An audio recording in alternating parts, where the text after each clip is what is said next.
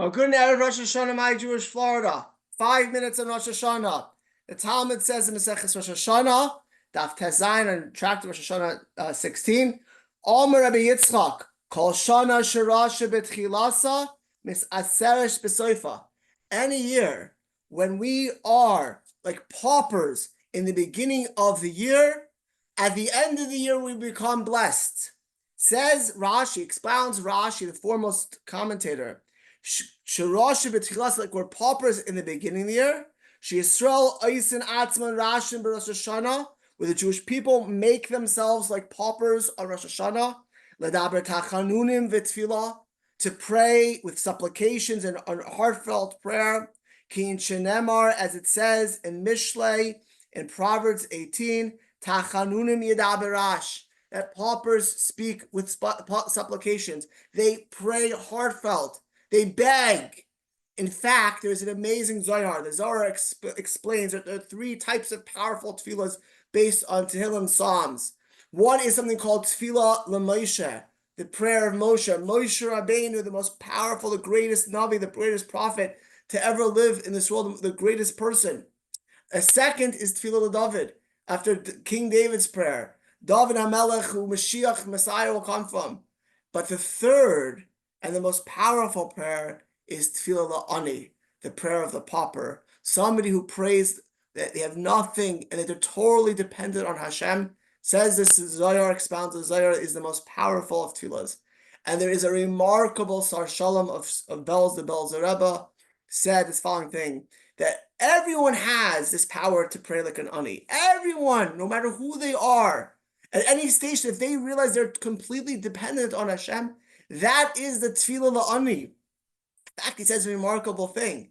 He says, you know why the prayers, people go to tzaddikim, the righteous, for prayer? Because they know how to pray like an ani. They know how to pray like paupers. And in particular, we have to ask. We have to be able to ask like paupers on Rosh Hashanah and throughout the year. And if we don't ask, we don't get. There is a remarkable Ramban Nachmanides. The Ramban says the following thing: Moshe Rabbeinu, the greatest person who ever lived in this world, had a stutter. Ask the Ramban, why didn't Moshe get rid of that stutter? Like he did so many miracles. Couldn't he get rid of his kfar peh v'kfar lashon? The Ramban says Moshe could have, had he prayed. But Moshe was such an onav, he didn't want to bother Hashem. I never prayed. But had Moshe Rabbeinu prayed to get rid of his stutter, of course it would have left. But if you don't ask, you don't get.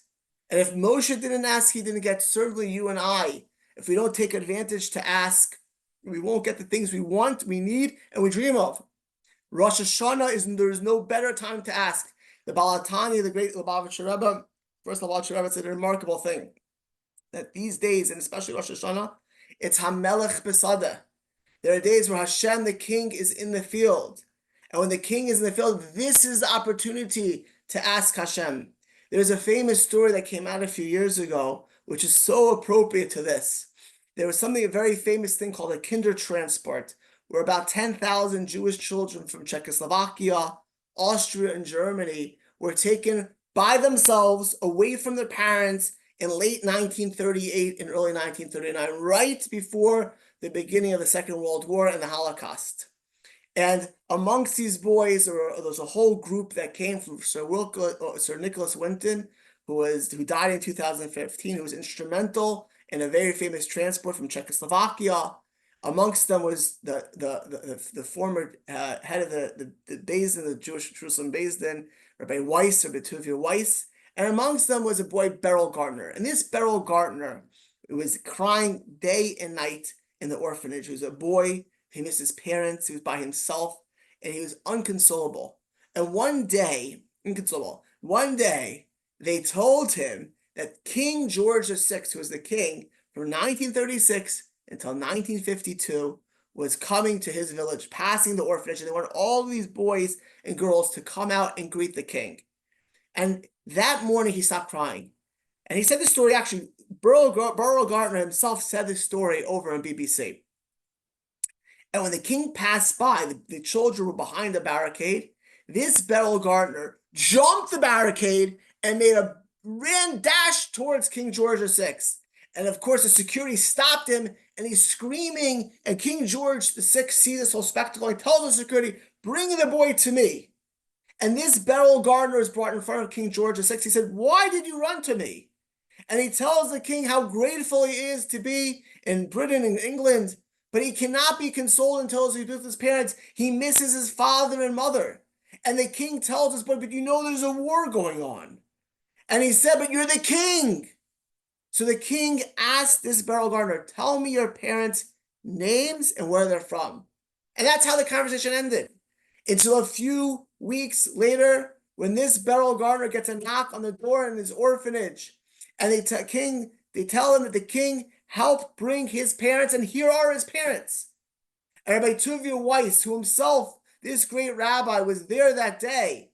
When he said over this story, he said there's something important to learn about for you and I and our tefillahs and our prayers. There are a few things that need to happen, because he lamented there were 1,000+ kids there, and anyone could have asked, but only one boy did, and that boy's beryl gardener's parents were saved. And the first thing you need is Hamelech Besada. You need the king. You need the king to pass by. And we all have that on Rosh Hashanah. And you need to realize that you're a pauper, that we're desperate. And the third thing is you need to ask. Because if Beryl didn't ask, the king was there and he felt it. But if you don't ask, you will not get. And this year, we all know that we are so klal, so the Jewish people and us as individuals, we have so many needs. We have to be able to ask Rosh Hashanah, there is Hamelech Basada. It's a time where Hashem is here. And we know we are so desperate for Hashem. Let's all take advantage of Rosh Hashanah. For as the Talmud tells us, Kol Shana Shirasa B'Tchilaso, if we make ourselves like paupers on Rosh Hashanah, Mispareches V'Soifa, we'll be blessed this year. And in the merits of us davening Be'ezus Hashem, like Ka'aniyim, like paupers in front of Hashem. And the time when Melech Besada, we should all of our dreams, all of our hopes, all of our tzrachim, all of our needs should be answered with toiv and with bracha, wishing everybody a kesiva, a chasima, toiva, and a good